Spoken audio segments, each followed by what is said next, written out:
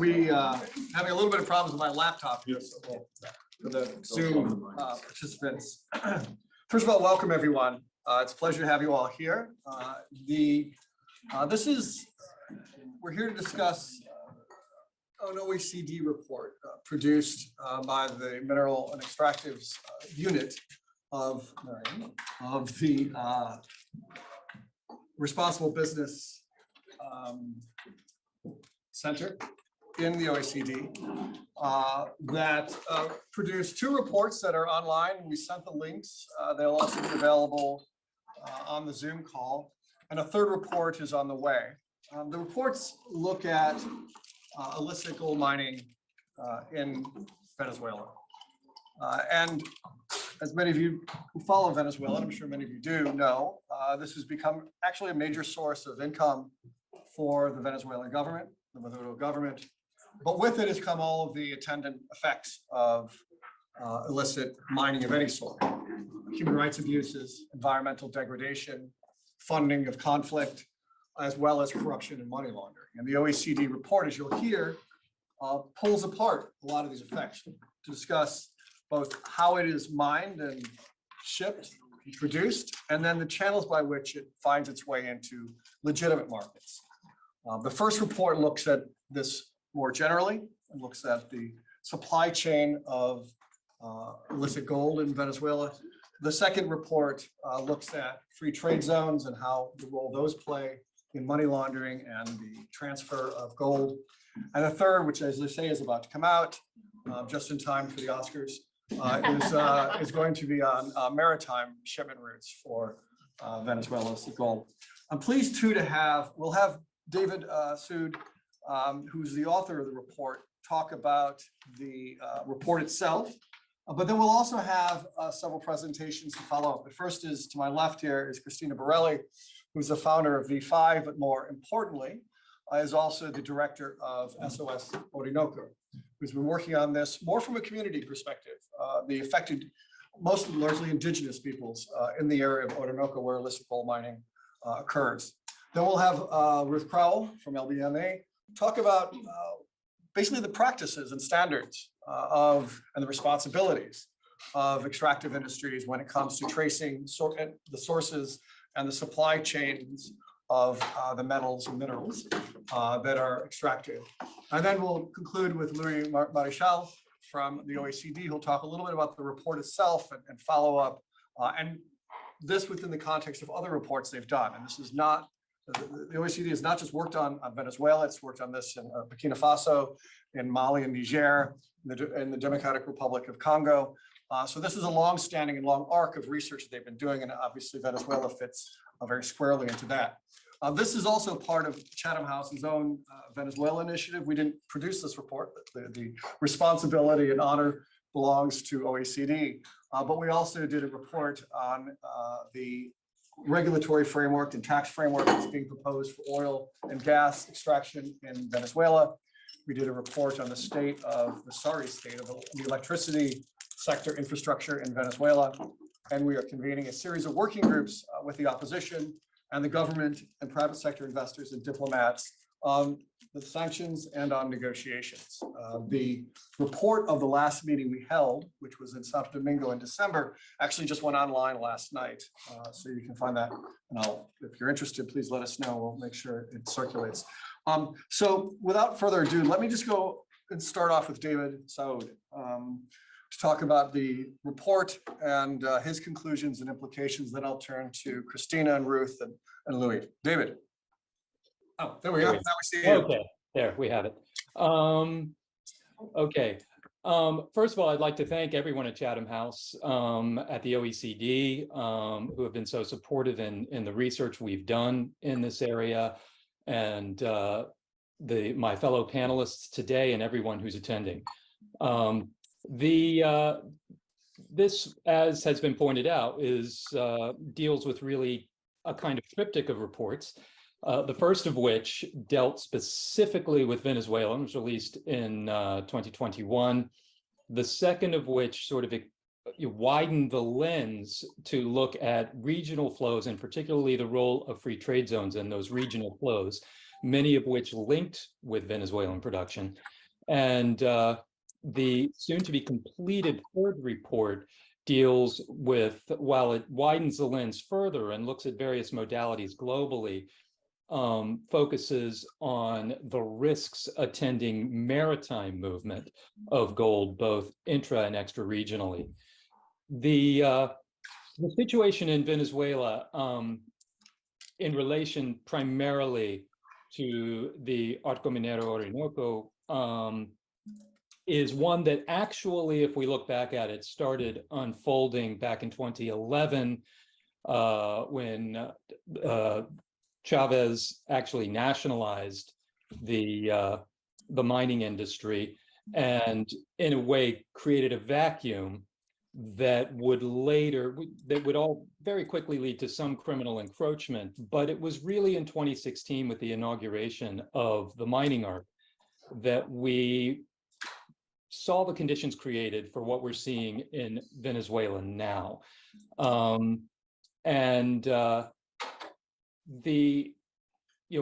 I should clarify that while I am not a Venezuela expert per se, I'm an expert in resource security, and within that rubric, in illicit gold flows. Looking into Venezuela has been a fascinating study in how complex, how fluid, and how rapidly evolving in many ways these kinds of flows can be, and how problematic it can be to try to affect course corrections potentially in how gold and other minerals are being extracted and moved in a country such as Venezuela. The first report, I just want to sort of update some of what was there, because again, that report is 2 years old. Much of what is in the report in its fundamentals still holds true, but some of the actors have changed, some of the flows have changed, and it's important to recognize that the gold that is coming out of Venezuela is again a sort of constantly evolving dynamic. One of the things to keep in mind, that as the report established, is, and if I could have the first visual, the first slide go up, please. What we have here is actually, it's the other slide.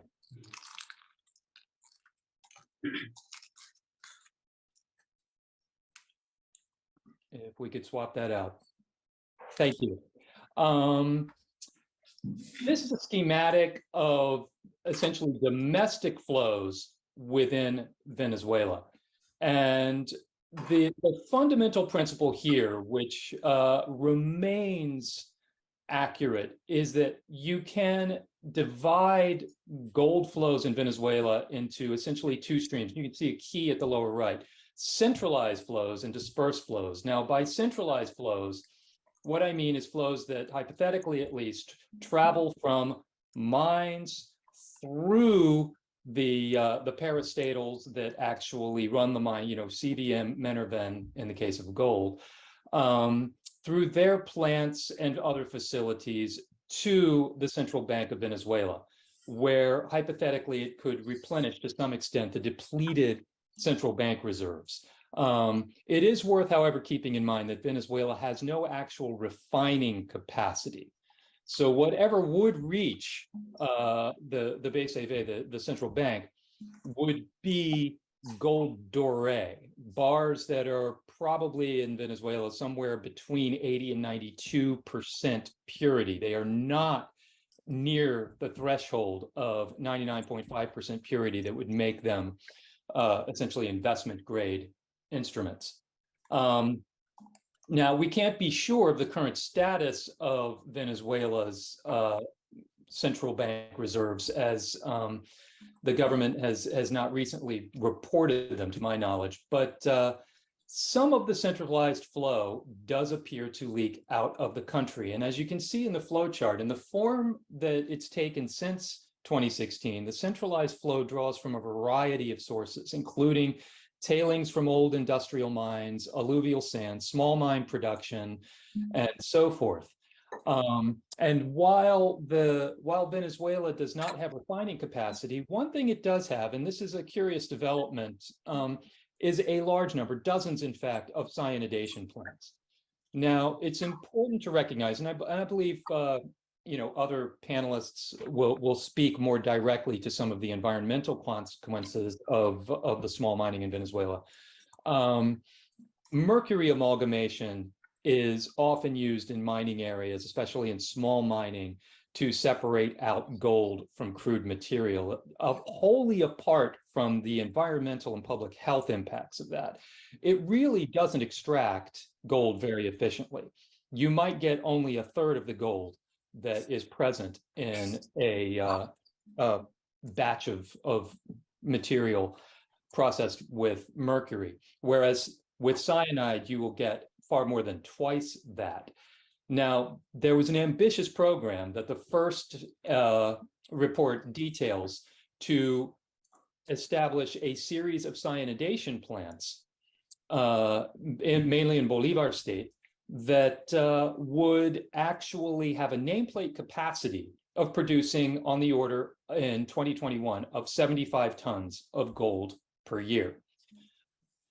That would have been operating at full capacity, which we don't believe they ever did. And one of the interesting developments since is that there's actually been a further proliferation of cyanidation plants, and yet the actual flow of crude material to the cyanidation plants appears, according to all reportage, to have slowed considerably, with some of the major plants actually effectively shut down. So in terms of the centralized flows, at least, it's hard to say exactly what production is. If we look at gold production from another angle, which is a recent bit of investigative reporting identified approximately 3,700 small mines in Venezuela's mining areas. Let's just say we assign 10 kilograms of production annually, to those mines. You would be in the vicinity of 40 tons of production annually.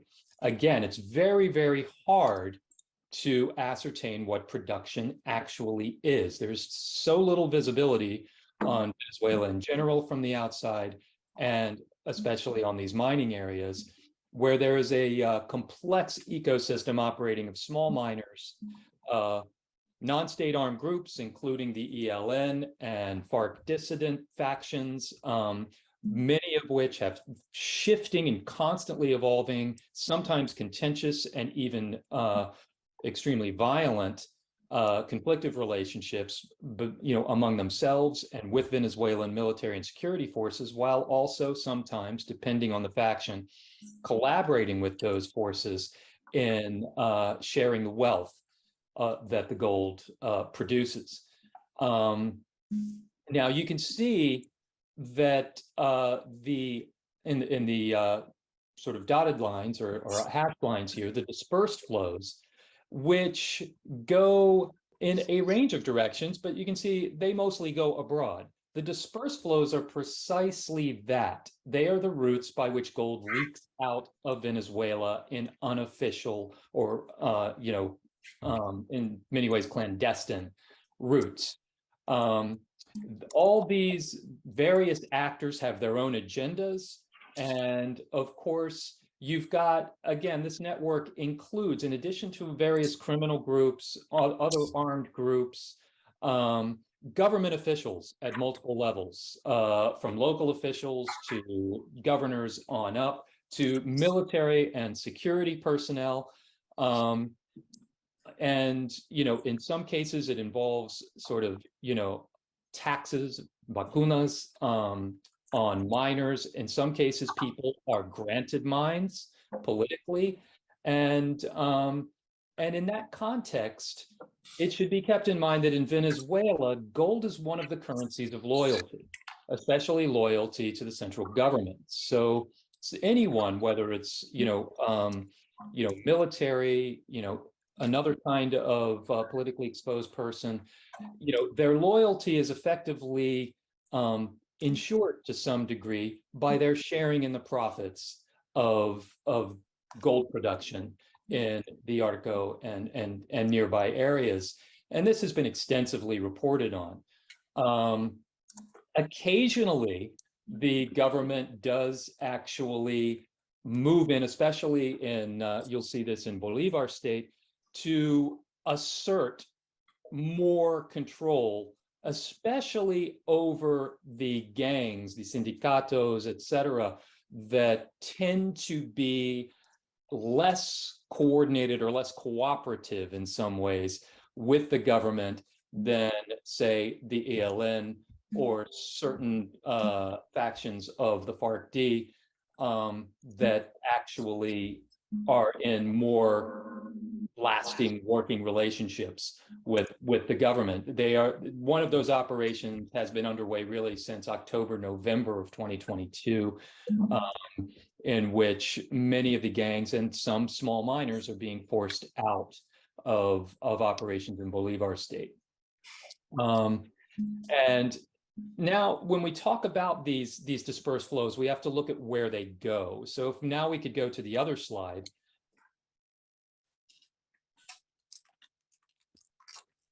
This is also from the first report and also remains essentially true. Venezuelan gold usually leaves the country as doré bars. And those bars can then be laundered into the domestic production of other gold producing countries in the region, of which there are many. Research indicates that the gold still often goes to Suriname, Guyana, Colombia, Panama, increasingly to Brazil. There was even a case in June of last year where Venezuelan military personnel were caught marketing mercury to garimperos, wildcat miners in Brazil. And there's been increasing interpenetration across the Brazilian and Venezuelan border of Brazilian operators and Venezuelan operators. Now, from those transit countries, it can either be laundered in one step through those countries, or it can be layered through an additional jurisdiction and effectively thereby defeat the due diligence practiced by many downstream industry operators. It's essential to understand that if you want to obscure the origins of gold, you do it essentially the same way you launder money. You do it by layering it. But instead of layering it through transactions, you layer it through jurisdictions, through countries. Final destinations include Dubai, Switzerland, India, Italy, and some other EU states, the UK, and of course the United States. And we should make clear that the United States is a crucial transit hub. It is no secret that Venezuelan gold does transit Miami in particular. You can simply walk through any United States airport with a bag of gold bars as long as you declare them, because they are not considered under US law a financial instrument on the order of cash. And someone can very easily, for instance, just fly in, say, from Panama to Miami with a few gold bars, sell the bars on to a small jewelry or pawn shop in Miami, which will in turn sell them on to a trader or a refiner, though there are very few self-styled refineries in Florida actually do any refining. And they can then sell it on to a large refiner, often abroad. Once gold enters the commerce of the United States, it is effectively laundered.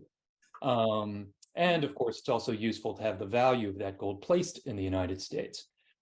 Brazil, as I mentioned, is an increasingly prominent transit hub for flows of Venezuelan gold. That's partly about its proximity to Venezuelan mining areas and a lot of air and land traffic between the two, and also to Brazilian regulations, in which essentially you can launder the origin of gold with a note handwritten in pencil on a piece of paper at the first point of sale. Now, they are in the process of working on changing that, but it will take time, provided it goes through.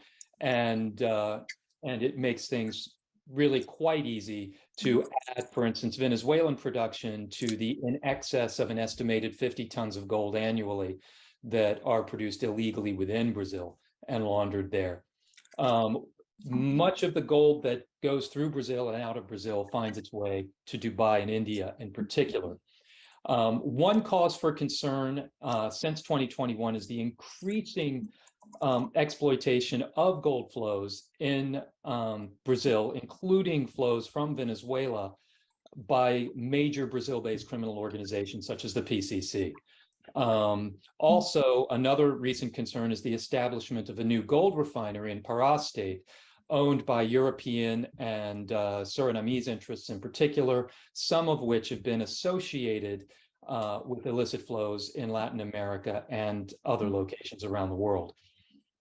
Speaking of Suriname, Suriname and Guyana have been fairly steady transit hubs for Venezuelan gold, with some variations depending on the relative tax regimes, which do change.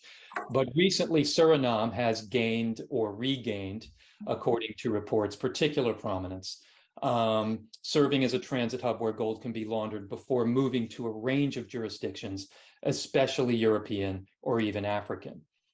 Colombia, now that's one thing where I would probably say the picture has changed significantly. The flows across the border with Colombia, among the many other informal and contraband flows, have always traditionally been two-way.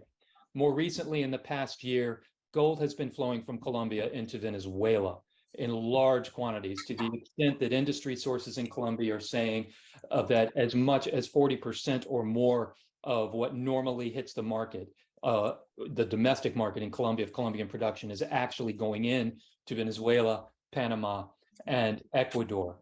The reports indicate that this is largely going to international buyers, but it's important to recognize that if you're going to look at trying to in any way organize or clean up the gold sector in Venezuela, you're looking at transnational flows into Venezuela and out of Venezuela that involve sophisticated criminal and other groups, militant groups that have significant stakes in there and would be extremely difficult for a number of reasons to disentangle from that sector.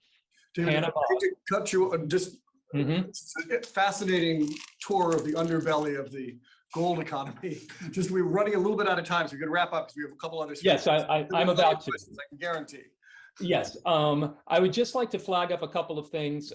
Panama is another major transit hub. The Dominican Republic, with its large population of Venezuelan expatriates, has served as a transit hub, and some other Caribbean jurisdictions. And again, all these relationships there continue to evolve. I will leave it to others on the panel to discuss some of the human, environmental, and other costs that need to be reckoned with there. And obviously, we'll have question time later, but I hope this has served in some way to kind of set the table for some of the larger issues we're discussing. Thank you. Thank you, David. That was tour de force. I really frightening to think about. I'm sure there'll be a lot of questions. We're going to leave time for questions. I will say also that this is an open public meeting, so if you're a journalist, feel free to write a quote. This is not under the Chatham House rule, or as we call it here, the rule. But let me turn to Christina Borelli, who's worked on this from the community perspective and the impacts of that. Thank you, Chris. Thank you, Chatham House, and thank you to OECD as well for this invitation. Yeah, so if we could put up the slides, give you a little bit of color on all of this. So the next slide, these are some facts and figures, just to bear in mind as I talk and just to give a little bit of dimension to all of this. So Venezuela, this is a little known fact, is among the top 10 most biodiverse countries in the world. And this is because we're situated on the 1.7 billion year old Precambrian Guyana Shield. Can you put the slide in the view? Yes, sorry, Yeah. just having some technical difficulties. And this of course makes it extremely vulnerable and mineral rich. We also have the Orinoco River, which is the third largest river in volume in the world. And this has important consequences for and significance for the whole sustainability discussion and electricity and whatever, that is also going to be impacted by this Arco Minero policy. 27 indigenous people, there's malaria. I'm going to come back to this, but just to bear those, we can go to the next slide. We are suffering from the worst environmental crisis in the Western Hemisphere. A recent article by the New Scientist magazine highlighted that the destruction of the Amazon rainforest is accelerating faster in Venezuela than in any other country, including Brazil. The loss of pristine forests is increasing by around 170% annually. And this increased from 97,000 hectares before 2016 to the current 157,000 hectares. And this is because of the Arco Minero policy. So this map shows this kind of green mosaic. And this green mosaic of all the protected areas, there are natural monuments, there are national parks, there's a UNESCO World Heritage Site, there's biosphere reserves. I mean, it's very, very complex, all south of the Orinoco, and the Orinoco is the blue line that you see. 20th century governments in Venezuela were pioneers in developing hydropower, iron, steel, aluminum, gold industries. And all this was spearheaded by the CVG, the Corporación Venezolana de Guayana. But at the same time, these same governments were protecting southern Venezuela and 80% of our Amazonian region. We were way ahead of the times in the 20th century with regard to environmental and indigenous policies, when nobody else was talking about this. Next slide. Okay, quick view of Venezuela's geology. So this Precambrian situation that we're on is what gives us this incredible mineral rich situation. And it's the oil in the north, largest oil reserves in the world. And then all of these, basically the whole table of minerals in the south of the Orinoco. And these are some of the concessions. Now, the Arco Minero, which is the red line, all this red area that you can see, 12% of the national territory. It's the size of Portugal. This is not simply a geographical area designated by Maduro. This is his official mining policy. It was illegally decreed in 2016. And it was designed to informalize mining at all levels. So civilian and military authorities who respond to Maduro and his clique control access to fuel, access to these protected areas, access to motor pumps, mercury, and they all profit handily in doing so. All procedures are nothing more than an appearance that defrauds the law. And at the same time, they're helping to establish a control system over the mining production. There are no official studies, there are no inspections, there are no public services. It's just a very efficient system implemented by irregular armed groups, including the Colombian guerrilla, and guarantees that a high proportion of the gold extracted, as David pointed out, reaches the hands of the senior leaders in the regime. So next slide. So since 2018, SOS Orinoco, which I founded, has started, well, we've been mining georeferencing the mining footprint in all of southern Venezuela and in the Essequibo, which is the disputed area across the border, which is disputed with Guyana. And we're very interested in what's going on in Guyana, in the Essequibo region, because it's much bigger than what's occurring on the Venezuelan side.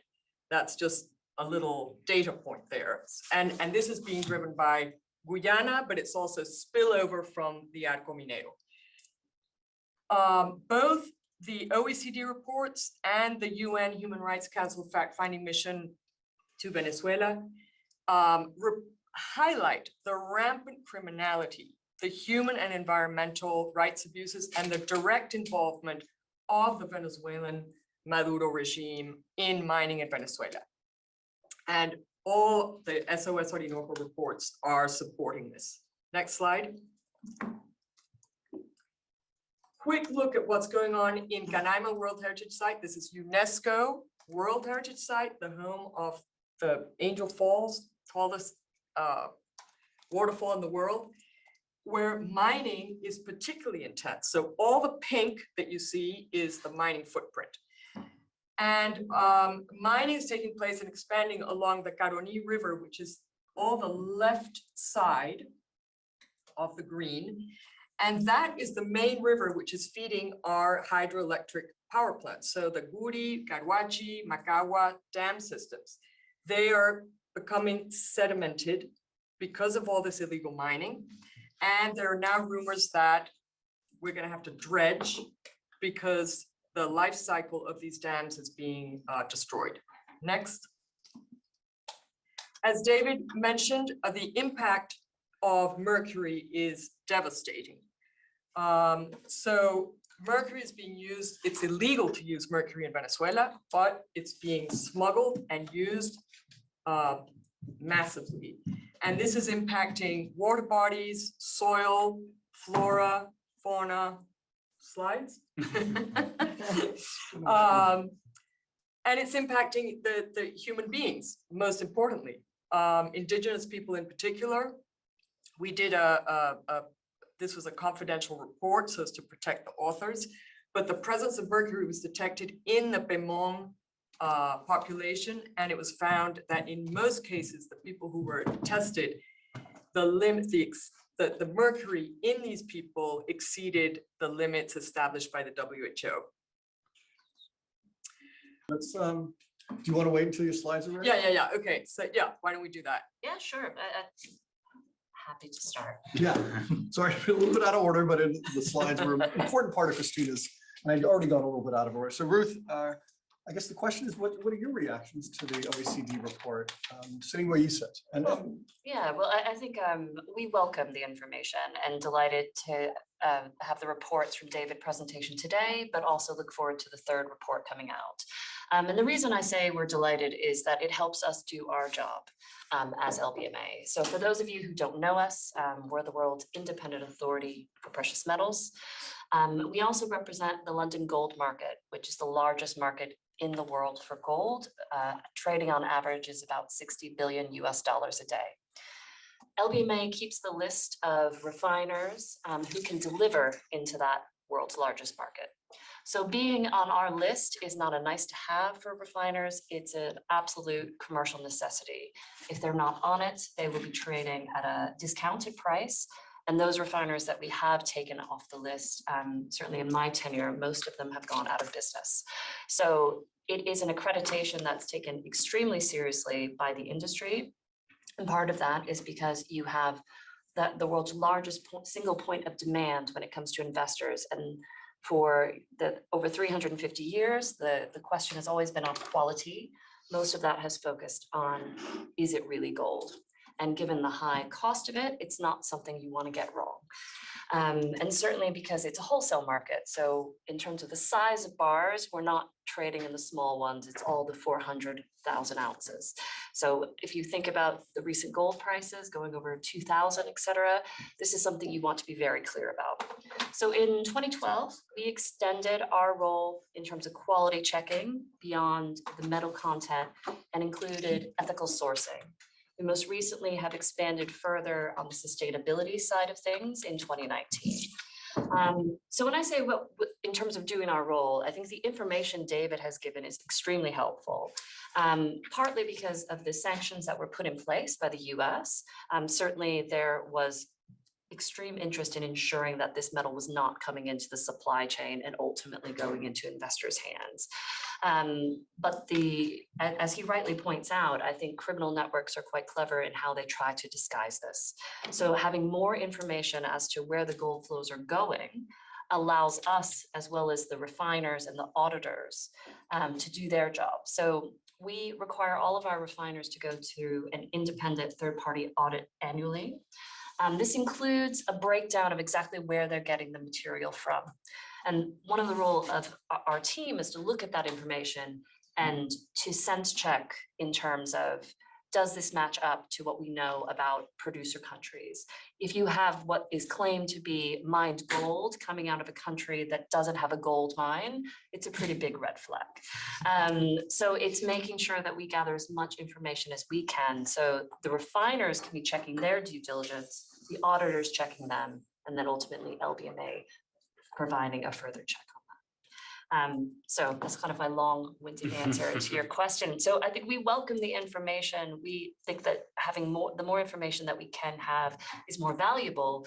What I would say is that it also really highlights the need for other actors to get involved, because industry can only do so much. We really need government support. We also need to highlight where are the pinch points, where are these points of leverage. And it maybe gets back to David's point on the second report in particular, the role of these free trade zones. We would also say the role of major trading hubs. So not necessarily Panama where it's transiting, but some of the centers that David had mentioned, such as the US, UAE, Switzerland. It's crucial that responsible sourcing standards are at the highest levels at those points. And certainly we've tried to be a leader for industry to say that it's not just about London. Our reputation is linked globally. We have to put the strongest standards and ensure alignment with the OECD guidance in terms of the controls in place. I'm resisting the urge to ask a lot of questions. You feel free. Well, I don't want to abuse my role as a chair here, so we'll save that for the question answer. Since we're still waiting for the slides to come up, Louis, did you want to say a few words about this in the context of the work that OECD is doing? Thank you very much. Yeah, this is a good example of the research that we commission from time to time to shed light on the specific conditions of production and trade of any commodity in a specific geography. So as you said, we've been working on Central African countries, Western African countries as well, mostly on gold issues. And our role, as Ruth mentioned, is really to disseminate and promote the international standard, which is the OECD guidance for responsible supply chain of minerals, which basically lays out recommendations for companies on how they can map their supply chain and identify some risks in those supply chains. So our role is basically to help the industry, the companies throughout supply chains and industry associations operationalize those recommendations that have been backed by our 37 governments. Some of them actually in Latin America. Colombia is an OECD member state. And so that's with the production of those reports, we're able to steer the conversation. As Ruth mentioned, also, we're able to signal some of the trends that potentially companies doing due diligence may have missed, because as David explained, the smuggling cartels and networks can be extremely sophisticated. As soon as you identify a loophole, they will change their ways and adapt to that. So it's a permanent sort of struggle between companies that are trying to promote responsible misconduct and, of course, the smuggling networks that are trying to get the material out. So initially, our standard and our work is primarily voluntary. And in 2012, actually, the LBMA decided to make this a mandatory requirement for their members. It's now increasingly turned into mandatory regulation throughout the world, for gold in particular in the US, in the EU, in Great Britain to some extent, in Switzerland, and very importantly lately in the UAE. So in the UAE, the government passed a regulation mandating due diligence for all refiners. So there's about 30 of them. And that's really something that's an incredible development, something that probably the market was not expecting a couple of years ago. And we're seeing similar moves as well, and of course in Turkey and in India, in China to some extent as well. So this is really a global push to promote integrity in gold supply chains, which is really welcome. There's definitely a level of understanding and awareness that's increased throughout the global industry. The challenge is now, as we just saw, is to make sure that those efforts translate into meaningful impact on the ground. It's true for Venezuela, it's true for a number of other countries in Latin America and throughout the world. This is not something specific for Venezuela. You would find these kind of situations in Southeast Asia as well. in many places around the world. It's true for artisanal and small scale mining, but large scale mining operations also have their own risks, something that we often remind the market of. And so, yeah, that's really the purpose of this kind of research that we tend to commission on a regular basis. Can you continue without your visual absolutely, aids? Okay, and then absolutely. we'll open up to questions. Yeah, So, again, I'm sorry about the internet. I Yeah. didn't break it, I swear. And Louis, you bring up a good point here. Artisanal small scale mining. After what we see in Venezuela, I really question the concept of artisanal and small scale mining, because it's these violent groups. It's the ELN, it's the FARC, it's all of these local, very organized criminal groups that are controlling the mines. And so one of the maps that I had was a map of all of the armed groups, Colombian and Venezuelan. And these are all working with the Maduro regime. They would not be there. This is not that Maduro regime is turning a blind eye.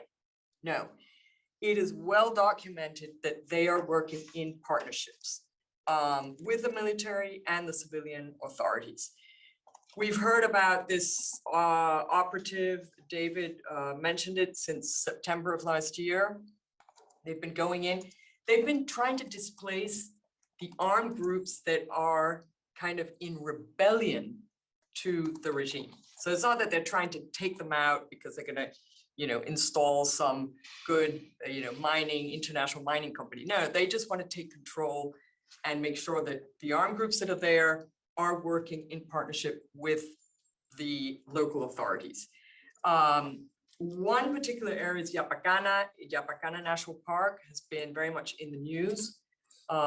We did a big thing in the Washington Post, and Yapacana has basically become a FARC fiefdom. They control all the mining that's going on in this park. And the illegal mining there is increasing despite all of the show. To date, there are 3,200 hectares of illegal mining. And this is one of the main sources of income for the FARC dissident. They are laundering narco funds through gold mining. I won't even talk right now about what's going on with the garimpeiros, but that's a whole other issue. And as Lula moves against garimpeiros in northern Brazil, we're very fearful. We're already getting rumors that these Brazilian garimpeiros are coming over. They're already coming over the border, but now they're coming over even more so, fleeing what's going on in Brazil and knowing that in Venezuela, they're being welcomed by the Maduro authorities with whom they have partnered. So I think, the takeaways here is that the Arco Minero is a mining policy. It's not just a region. And it's based on human rights and environmental rights violations. Many of these qualify as crimes against humanity. There's absolutely no consideration for the indigenous people. I would say that this is a failed state scenario in southern Venezuela. And it's impacting not only Venezuela, this is impacting Colombia, Brazil. It's hemispheric, basically, because of this, the fact that ELN and guerrilla groups are actively involved both in all of southern Venezuela. So this is, I think it's a real hemispheric problem, and the future of Venezuela as a nation state and as a democratic state hinges on the possibility of solving this issue. So we can leave it there and open it up. A rather Yeah. portentous ending. So we're kind of flying without a map here. I guess we still have the people there. So what I'm going to do is I'm going to ask people in person here, ask a question. Yeah, I think you can still put up your hands, virtual hands, and then it'll have you get called on, and I'll call on you to answer the question. The original idea was that I would be able to read the question, but I think we'll have to do it. So put your hands up if you have a question. direct a question to someone, you via Zoom, and then just unmute yourself to ask the question. But Ruth. If I could, I wanted to talk about the artisanal mining question, because I think one of our big aims this year is really to try to have some progress on this issue. As I explained, it's a commercial necessity. Refiners are fearful. They want to stay accredited. That has led to a lot of de-risking over the years. When it comes to ASM, there really are the good, the bad, the ugly. And I think what you've described certainly is the bad side of things. But there are 40 million people around the world living in extremely vulnerable conditions, relying on artisanal mining for their safety. And the ones who are on the good side definitely deserve our support. So I would just ask, we should shut down the bad stuff, but I'm a little hesitant to paint with the same brush. And it's something to bear in mind as we look, certainly we want to have control and to stop these flows, but we also need to make sure that we don't give more to the nefarious groups because we raise the bar so high that we're not actually getting to the heart of the problem. Other comments, questions online in the room? Yes, please, and introduce yourself. Oh, sorry, John Hall from the Responsible Jewellery Council. And I've also got a comment or question to Christina. So you mentioned that you think, following on Ruth's comment, that the ASM definition needs to be revisited perhaps. Did you mean in the Venezuelan context because of the fact that ASM is largely controlled by criminal networks? Is that what you were getting at? So, Well, and not only Venezuela, Colombia. I mean, Yeah. David can correct me, but I believe, and maybe Louis, that I've read that 80% of gold in Colombia is illegal mining. And this is Colombia, which is, they're an OECD member. Supposedly that, they're cracking down on this. And yet it's the same percentage as Venezuela, where it's total chaos. So, and I know that in Colombia, the FARC and the ELN and other groups, violent groups, are controlling these ASM. Okay. So I really question, I don't know about Africa, I'm not going to talk about Africa, but in Latin America or Brazil, the garimpeiros, they are controlled by the big mining groups in Boavista who are fueling these garimpeiros and these wildcat miners. And yeah, we work with indigenous people. We work directly with indigenous people, and we know they're saying, we're going to the mines for lack of other work, for lack of tourism, for lack of help from the government, whatever. And if we provide alternative, sustainable activities other than mining, they will take them up. People don't want to go to the mines. no, but of course, if you've got a criminal government, they're not going to support that sort of legitimise alternative activity, are they? Because it suits them to Exactly, maintain the status quo. exactly. Sorry to state the blatant obvious, but you know what I mean. Yeah. Good Yeah. point. Yeah. Louis. Yeah, a very quick reaction to that. I think we should really keep in mind that illegal mining is not necessarily the biggest issue. It can be illegal because there's no adequate legal framework to organize the activity. It doesn't make those miners criminal. I think No. we need to, it's an important distinction to make. We all primarily need to focus on the criminalization of artisanal mining, which require industry efforts, but government support and law enforcement action. We haven't mentioned law enforcement a great deal, but there's a increasing amount of attention. And the reason for that is because criminal organizations around the world, not just in Latin America, but in Africa as well, are increasingly interested in gold for money laundering reasons and for transfer of value. So this is the reason why there's this big drive and push around the world for gold production in a number of countries. It's not necessarily because they're making a huge benefit out of it. It's just because they want to source gold that's going to help them transfer value around the world completely unnoticed. And when you hear David said you can walk through US border with bars of gold, it's also true in Europe. It's true in a number of countries. You can walk in, just declare it. No one's going to ask anything. You're not even going to pay a tax on that in a number of countries. Those points need to be fixed as well. So there you have industry efforts, you have efforts on the ground in producing countries, but you also have efforts that need to be sustained in our own OECD member states. I just wanted to, David, do you have any comment on this, and then I'll turn to you? Yeah, I would add actually, just to follow up what Louis was saying, particularly in, every country is its own situation. And when you look at figures such as, 80% of the gold in Colombia is illegally mined, there might be a very narrow technical sense in which that could be regarded as true, but in reality, the line between illegal and informal in Colombia, in Peru, and others is quite blurry. And a lot of people, as Louis said, are just, doing traditional, artisanal mining activities. Is there significant criminal encroachment on that supply chain? Absolutely. Are there mines essentially owned and operated by organized criminal groups? Absolutely. Where I think you might see a distinction would be in Venezuela, where there is consistent reporting of partnership, of profit, of shifting but very real working relationships between the government and criminal organizations, to the extent that in discussions with Louis and others, we looked at a situation in which Venezuela may in fact be the only instance in which an entire country is considered a conflict affected and high risk area, simply because of the degree of lawlessness that has attended the rampant exploitation of the mining areas in Venezuela.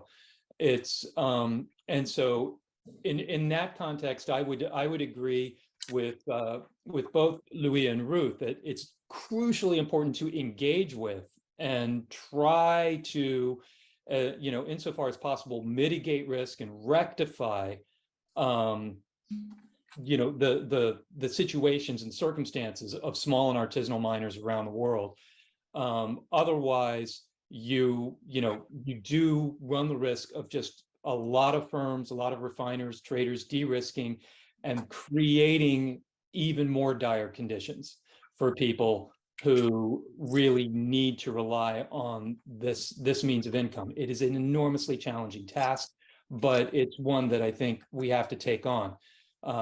It's enormously problematic in Venezuela precisely because of some of the relationships we've been discussing. You had a question. Introduce yourself, please. Yeah, I'm Brian Land, retired, but previously with the World Bank in the extractive industries group there.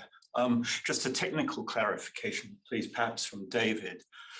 So the gold bars that are coming in through Miami or mentioned Europe as well, are we talking about the refined gold or the doré bars that you were referring to?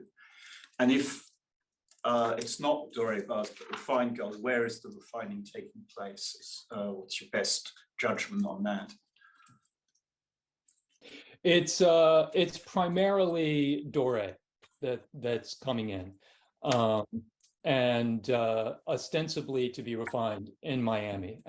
As noted, the reality is there's very little actual refining that goes on in Miami.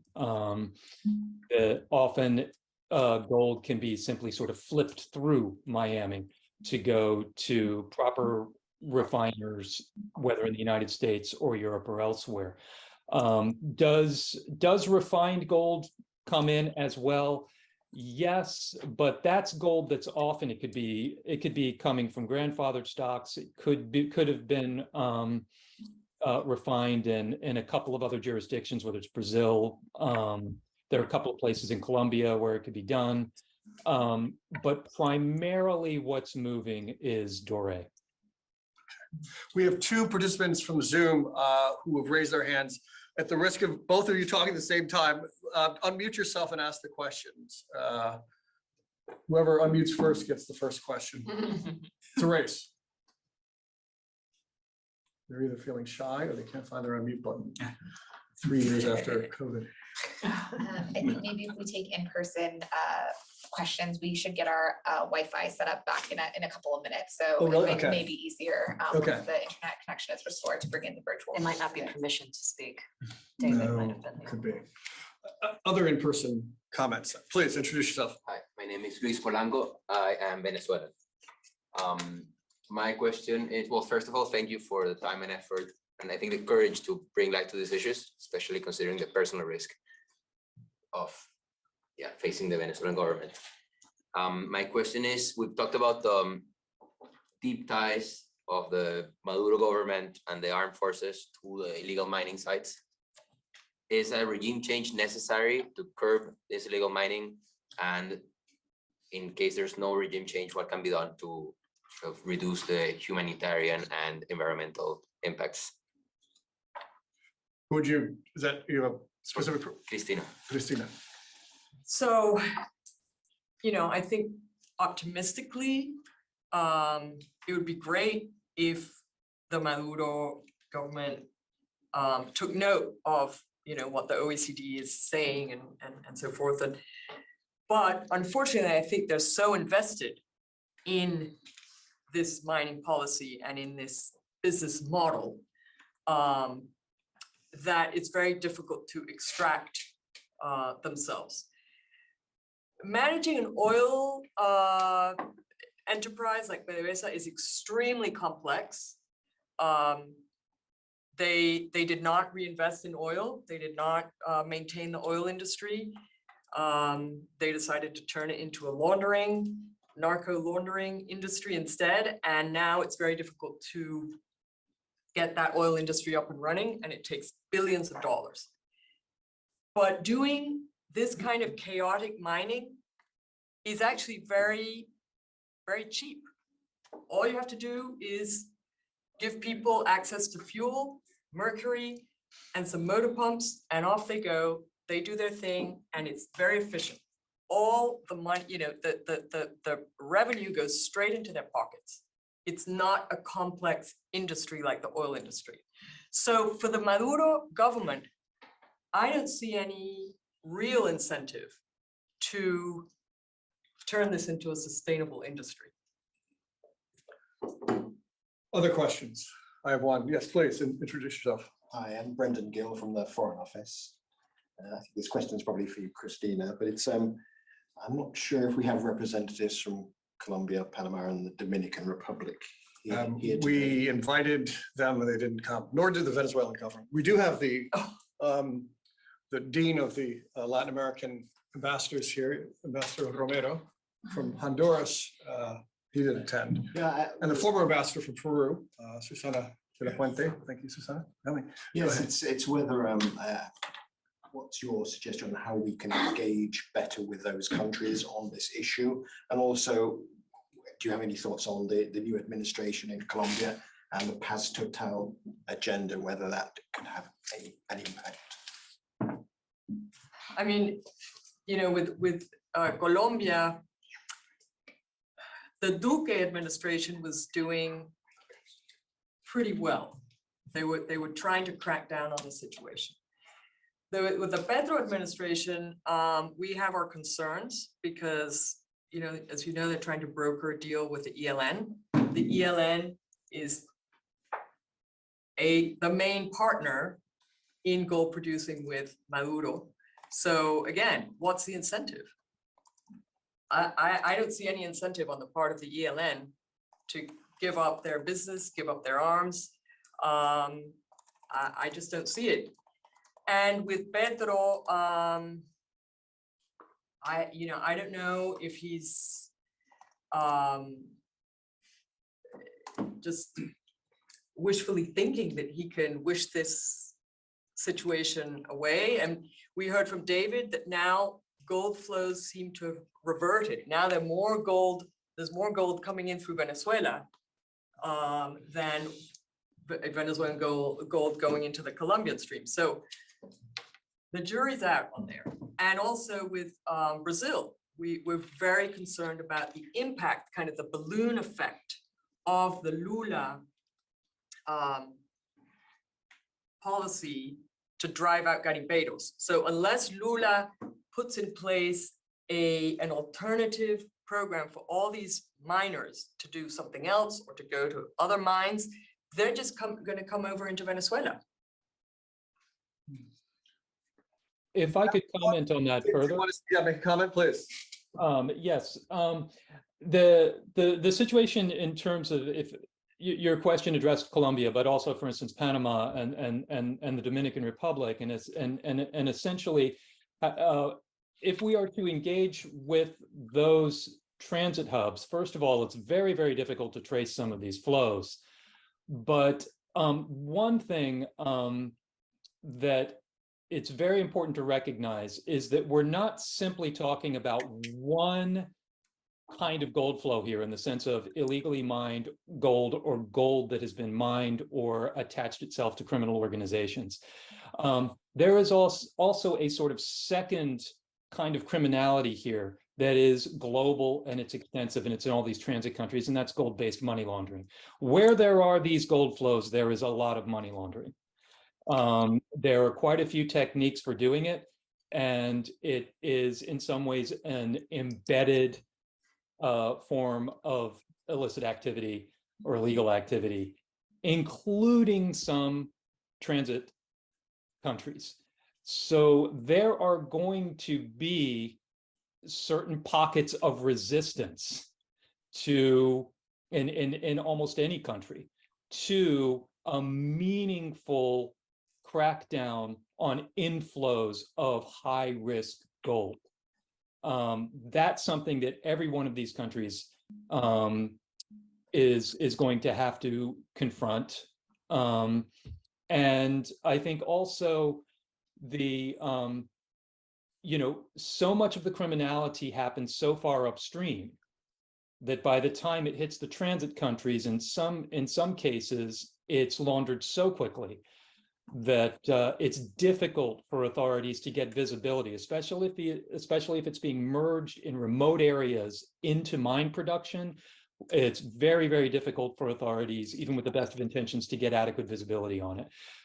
There are challenges, but we can engage. I think countries can regionally cooperate, both in law enforcement and in joint customs operations and others, to get better visibility on cross-border flows, and also to try to get better visibility on those upstream areas, especially mining areas, so we can get a better sense of actually what's physically going on there.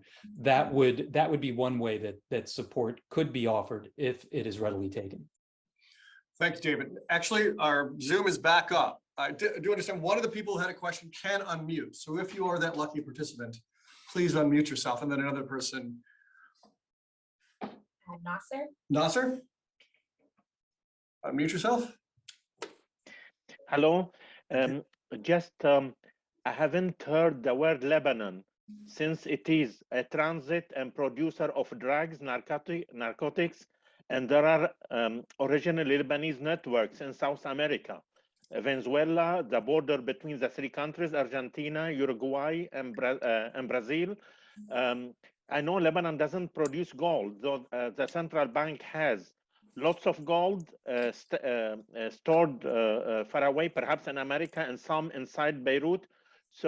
But Lebanon has been a transit since for gold and for narcotics, and producer of narcotics. So I want to see if it does appear on the screen in your research that in the breakdown of law and order in Lebanon, that international organizations, whether intelligence or security or OECD, can discern something that untoward going into Lebanon as a country, especially the port and the airport are not regulated, and there is a lack of trust in the authorities there. So is there anything Lebanon to be like in the clean sheet of gold smuggling or gold processing, and throwing it into the Gulf countries, for instance, as a merchandise? Let's end with a question there.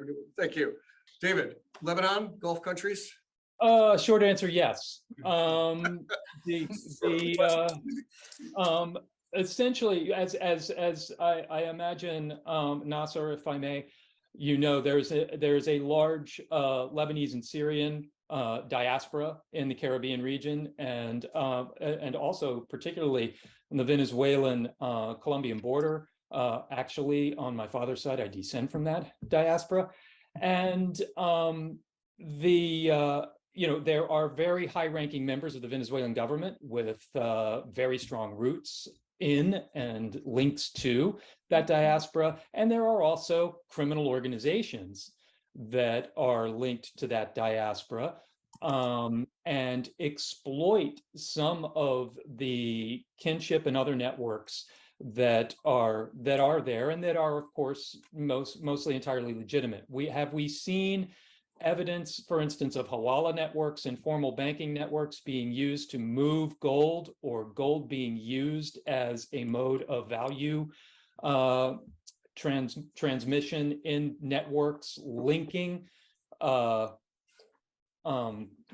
Venezuela and neighboring countries to Lebanon, to Syria, to Turkey, to Dubai? Yes, absolutely, we've seen that. There's also some evidence of maritime movement in particular ways that may involve gold or value related to gold from Venezuela and Colombia to, in particular, Lebanon, Syria, and Turkey. Hezbollah are known to operate in a number of places, including Venezuela. I don't think we should make too much of that. They also operate in suburban Washington, D.C. They operate in a lot of places. They are, however, arguably the world's best money launderers, and they know very, very well how to use gold in that capacity. So it's important to recognize, yes, there are roles played by Lebanese actors there, as there are in gold flows out of, for instance, West Africa. And I think that does bear further scrutiny. Thank you. Anar has questions because we rebooted. The questions are not coming up on my chat. So Anar, do you want to channel our participants' questions for us here? Yes, so we have 3. I can read them out one at a time if that would be. Yeah, let's do that. And then we'll just get to you because we're. So we have one question from Daniel Fink directed to David Sood. He says, considering the close ties between Russia and Venezuela, how much assistance do we see of Russian corporations in Venezuela with gold mining? Is there significant gold bars being transported into Russia itself? I'm not clear on that, to be honest. There was some reporting by independent outlets in Russia of Venezuelan gold bars, at least transiting Russia. It wasn't clear whether they were transiting or whether Russia was a destination. And I'm not at this time able to corroborate those reports. Certainly, there are various kinds of other support on offer from Russia to the Venezuelan government. But I think one interesting development there is that one of the major destination countries for the gold coming out of Venezuela pretty consistently has been Turkey. And the gold could go from there to any number of destinations, whether it's Dubai, whether it's Russia or others. I think that is an open question. I wouldn't rule it out. Certainly, we have seen that Russia has offered logistical support to some of the movement of gold from the central bank of Venezuela to other countries. So that's probably about the best I can do right now, but it is an interesting question. Can I weigh in on that? Yeah.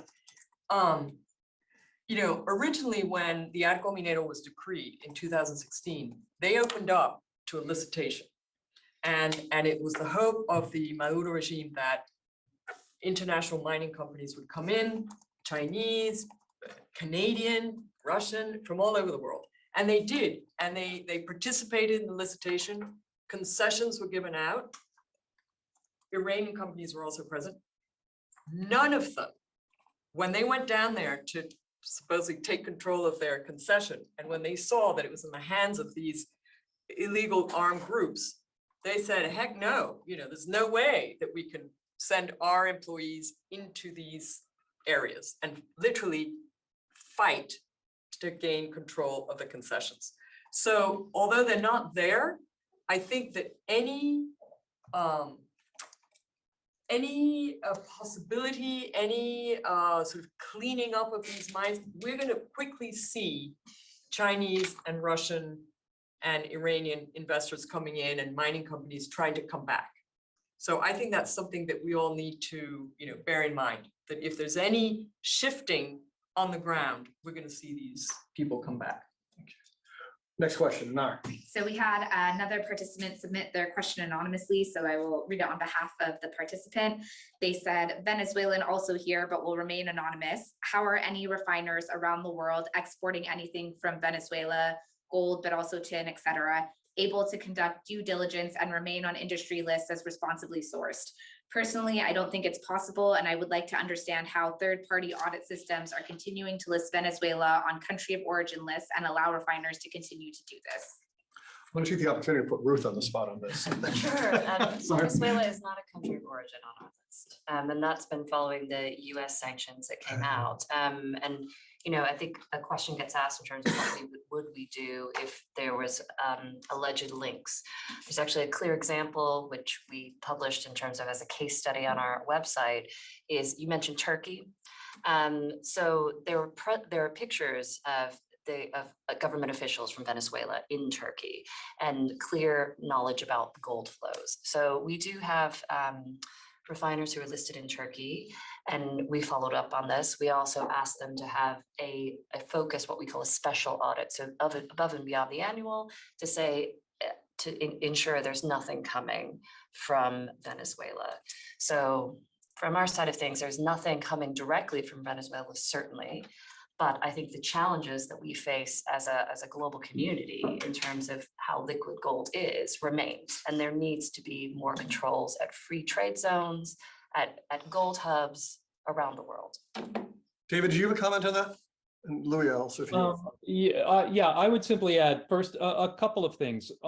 One is there are quite a few refineries out there who are not operating in any kind of accredited way. And who would therefore be, so to speak, free to accept Venezuelan gold if they knew it was from Venezuela.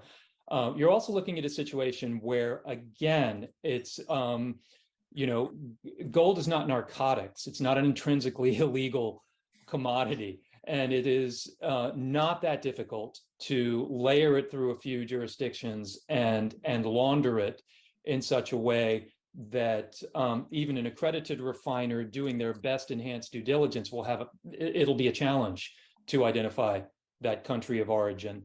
You can mitigate that risk. You can take extraordinary steps. The third thing I would say is that not all accreditations are equal. That different standards apply depending on who is accrediting a given refinery, with the LBMA as being essentially sort of the top tier in terms of desirability and reputational rigor. But so there are lots of gaps that are very difficult to close, that can be exploited, and there is no shortage of actors, some of whom actually have been, for instance, OFAC sanctioned because of gold-related activities, who take on refine high-risk gold, and have been certainly accused of being negligent or worse in their due diligence. Thank you. Louis, you had a comment. Yeah, there's a number of things I wanted to flag, and it's important to know that as per the recommendations of the OECD, companies as well as industry associations are recommended to set up grievance mechanism. So it is possible to channel information in a protected way to companies and industry associations to raise the alarm and share sensitive information. So I think that's a first important point. The second thing is working with the trading hubs that were identified in the OECD report. We just held a couple of awareness raising events in Dominican Republic to share the findings of the reports. Ideally, we'd do that as well in a number of other countries in the region. It's really important that people are made aware of those information because, as David noted, gold is not intrinsically illegal. So the first stop response of any trader would be to say, it's just gold. How can it be connected to crimes? How can it be connected to narcotics and everything? And even again, within the law enforcement community, the level of awareness of the usefulness of gold to launder the proceeds of narcotics is still rather low. So there's a lot of education that needs to take place, a lot of engagement, and this is why the industry is needed, but as well the governments in the region, as well as in our OECD member states. There's still a lot of work that needs to be done to help people understand the value of gold as a currency and why it's so attractive to a number of illegal operators and criminal operators. Thank you. We have two more questions online. One can ask her question. Sarah Schenker can unmute. She's been gifted with the power of unmuting. I guess Matthew Davies, for some reason, you have not been. So Sarah, why don't you unmute yourself and ask a question, and then we'll take that, and then it's a round of questions overall. Matthew, if you can send yours to us and we'll read it out loud. Sarah, are you there? I feel like I'm holding a seance. Can you hear me? Yes, we can. Okay, right. I'm actually Fiona Watson, Sarah Schenker's colleague. Okay. But yeah. So yeah, my question is directed to Ruth of the LBMA. Ruth, you mentioned that the industry needs involvement from governments and for regulation, etc. And so my question is, London is clearly, as you said, the major gold dealing hub. So what measures should the UK government take to ensure that conflict gold is not being traded in the UK? Hold that thought. Is that it, Fiona? Yeah, that's it. That's it. Thank you. Okay. You're from Survival International, right? That's right. Yes. Okay, great. The other question, Mark, do you have it? Matthew should be able to unmute. Matthew, can you hear us? I can. Can you hear me? All right, Matthew. Yes. Yes, I'm the London business correspondent for the National. It's along much the same lines, really. If you look at gold refineries in places like the UAE, they get their gold imported from hundreds of different countries, where somewhere like London gets it from around 6. Does that make due diligence in somewhere like the UAE and more difficult than it might be in somewhere like London? And I guess, is there capacity to have something in the whole gold industry, something akin to what we saw with the Kimberley process in diamond mining and diamond trading? Hold that thought too. We're going to take it more. Are there any questions in the room? Yes, Thomas. I'm Thomas. I'm an independent consultant for Bright Spring Precious Metals. So my question for Christina is, bringing liquidity closer to the artisanal miners, do you think that would really help? Because when you look at things, we've got 4 things: speed of transaction, liquidity, probably avoidance of traceability, and higher taxes. But when you bring liquidity probably via refining is coming very close, would that really help? Because when you look at the whole chain, the whole overhead for having to elicit things out of the chain, it doesn't really make sense. So I'm just thinking, would really bringing liquidity closer really be of any help, whereby artisanal miners can easily transact quite quickly, rather than having to deal with illicit groups? Illicit brokers. Hold that thought. Yeah. Any other comments? Yes, please. It's more like a comment and a Introduce reaction. yourself, please. Yeah. So my name is Marcelo. I'm from the Embassy of Brazil. So as Brazil was mentioned many times here, I think they could contribute. I promise it's going to be very brief, not like a governmental issue thing. So I think that if we had this event 2 months ago, my reaction would be a little bit slightly different. But I think that as we're having a new government here in Brazil, and most of the things, if not all the things that we're discussing here right now, we're gonna see lots of difference in approach in the following years or months. So I just want to point it out about this new approach that the Brazilian government we're going to have with Venezuela. So right now we are engaging with Maduro and the government. We are reopening our embassy there. And regarding the environment, we could see that environment is one big issue for President Lula right now. So we are bidding for hosting COP30 in Belém in the Amazon region for the first time. So I think it's one issue. And also just the sign of creating a ministry of indigenous people for the first time, which is headed by an indigenous person. also shows that this is also an important issue for Brazil. And regarding the mining things, as many of you could see it on the news, the Yanomami crisis in Roraima, which is in the border also with Venezuela, is an issue, and the government is trying to tackle this thing. And regarding the comments of David regarding the key issue of regional cooperation, one approach that President Lula wants to give is to revamp the Amazon Cooperation Treaty Organization, which I think will be linked with sustainability and environmental issues, especially regarding also with mining in the region. So I think ACTO will play a big role in the following months of that. So, Thank you. Very, very important intervention. No more questions. Yes, please introduce yourself. I'm Laura Rios. I'm from Colombia. I work for Walbrook, an ESG and human rights consultancy firm. I just want to follow up on the cooperation idea, and I think just maybe if people in the meeting today have ideas about like initiatives to promote due diligence and regulations in the region as how we can see in the EU, because I think that's something that lacks a lot in Latin America, and that when we were thinking about illegal miners and artisanal miners, I think the important fact is the impact these different illegal economies affect the people's life and the environment. So even the workers, even how the miners work, the workers' rights, or communities, if they're being, the communities being affected by pollution in the water. Like end of the day, that's what one of the biggest risks that we face in the region, and maybe there will be ideas for cooperation about regulations we can promote as how it's happening in the EU, for example. Thank you. I'm going to pose one last question, and then we'll take a flash roundup here of answers. And it's really, David and a number of you mentioned the sort of transit hubs and the sort of buyers of this gold: Turkey, UAE, Switzerland, Panama, the Dominican Republic, Colombia. To what extent are governments somewhat complicit in this, or states? And now, obviously, I think we stopped screen sharing. And back to your presentation. My Mercury. I just wanted to put the Mercury slide. Okay, the Mercury. It's the next one. Next one. Okay, we'll see Mercury here in a second. Yeah, There we go. There we go. So what extent are governments complicit in this? And we can imagine a spectrum of complicity.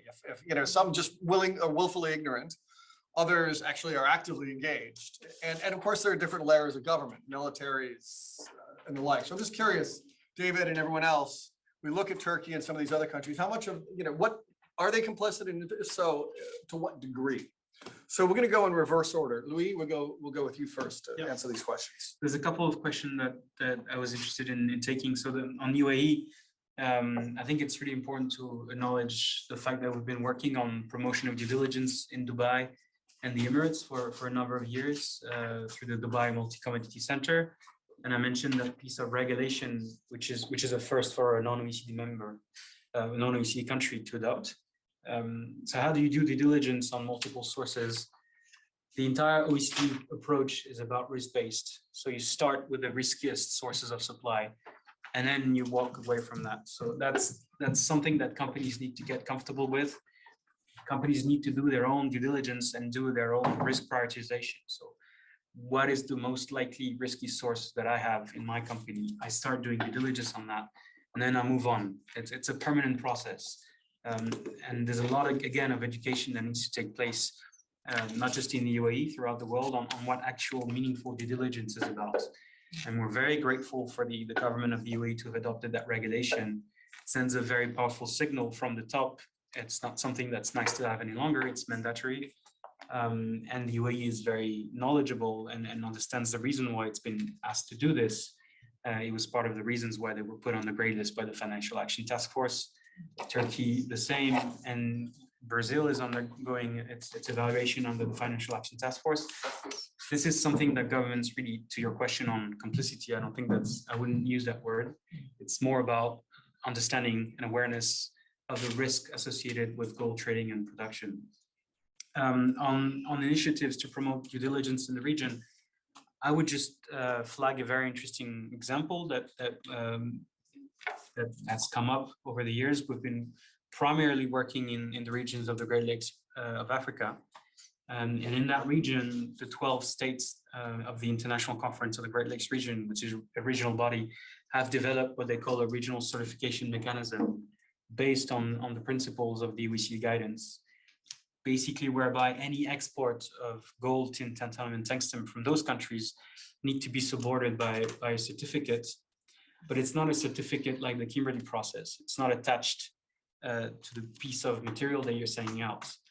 It certifies that the company that is exporting the material is doing due diligence. So it's not product-based, it's process-based. And that's much more sustainable because you have a certain level of guarantee that you have capacity within the company and that people in that company understand what due diligence and risks are about. So there are a number of challenges in Central African countries, of course, but I always present this as a very interesting example of what countries can do, in particular producing countries. But just ask quick, what sparked that to happen? Yeah. What was the?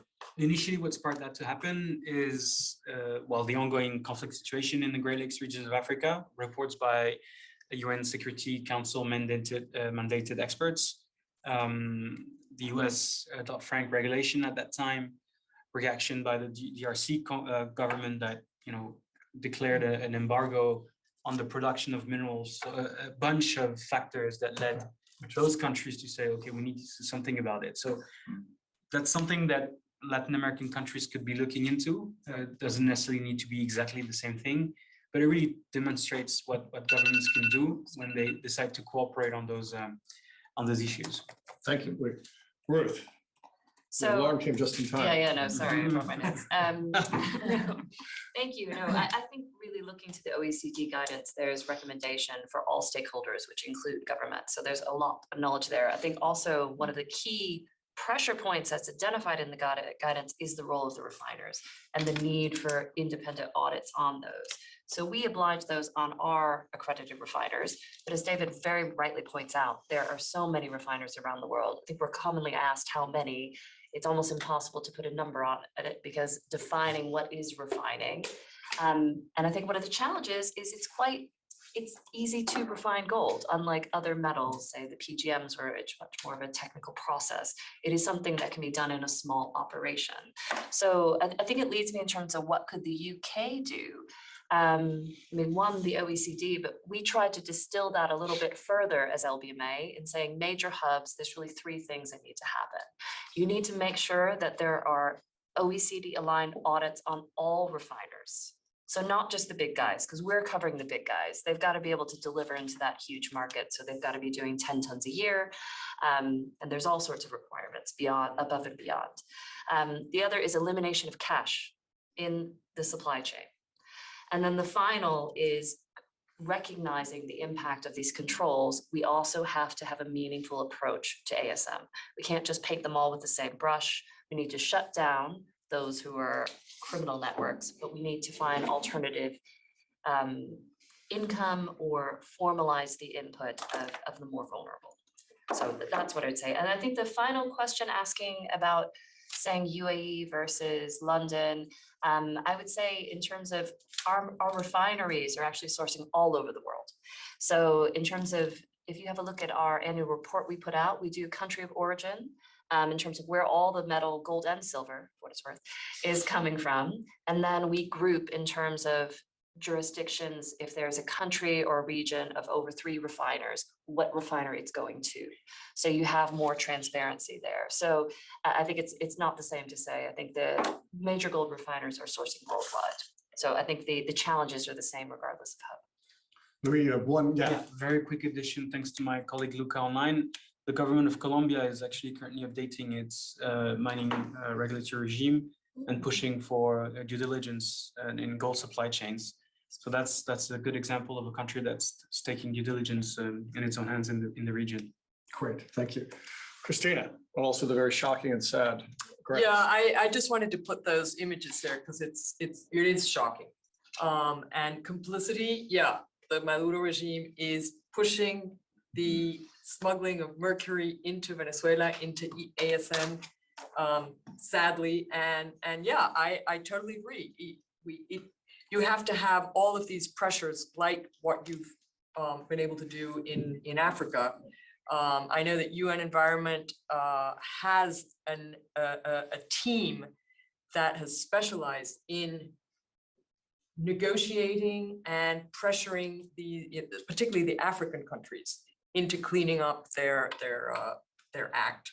I think it would be great. I've been saying since 2018, we need to bring in this UN Environment specialized team into Venezuela to start pressuring the Maduro regime to clean up their act. They cannot continue on this route. It's suicide. We'll say also, I invited Rocio, the ambassador from Venezuela, who could not attend. She was traveling, but did express interest in attending. So it's a shame. David, final word. Thanks. I would just say, just addressing some of those questions. There are certainly challenges, for instance, in the case of Dubai, but as Louis pointed out, there's a lot of work being done, and there have been some serious steps taken there, at least initially, to sort of clamp down on some of the illicit flows into the Emirates. As I've said elsewhere, I think ultimately the proof will be in the prosecutions. And when talking about, there was the question about complicity of governments, particularly in transit countries. Again, I should stress, every country is its own case. As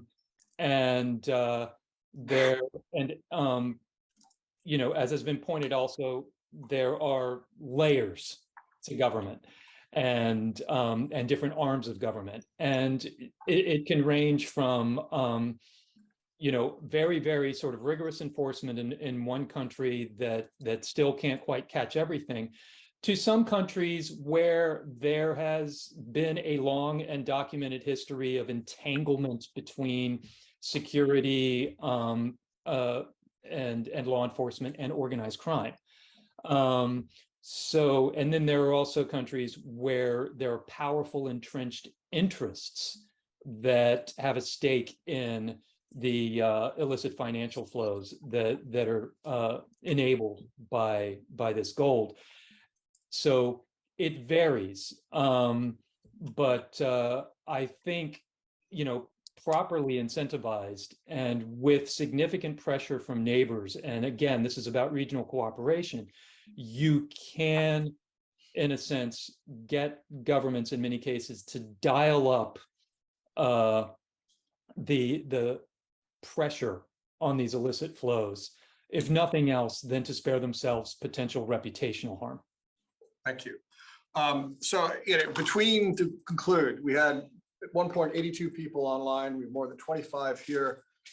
It's clearly there's interest, and I think we're ending on somewhat of a positive note. Thanks to Louis and David and Ruth and Christina's sort of final notes. There are things that can be done, and they don't involve just naming and shaming. They involve engaging and trying to improve standards and trying to mobilize different communities to get involved. And I think that the participation here in this room and online demonstrate that there's interest in this and that something can be done. And I think we're beginning to get, some distillation of issues and tracing, but then also solutions in cases of what can be done. And I think the OECD reports, the third about to come out, I'd like to have gotten a trailer from you on that report, David, but I guess that we don't have time, starts to illuminate that and starts to point in that direction. So I want to thank everyone, especially you, David, because I guess you must have gotten up at some ungodly hour and then phoned in from, I think, the Museum of Modern Art, I think. It's actually my wife's painting, actually. Oh, impressive. But yeah, it's more than worth it. I so appreciate the chance to be here. Yeah, and I really want to thank the OECD and Louis and Luca, his colleague in Colombia, who isn't here, but for this opportunity for us to host you. And thank you, Ruth. Thank you, Christina. Christina, who came all the way from Washington to be here for this. So thank you very much. And please join me in thanking them for illuminating an important report and conclusions.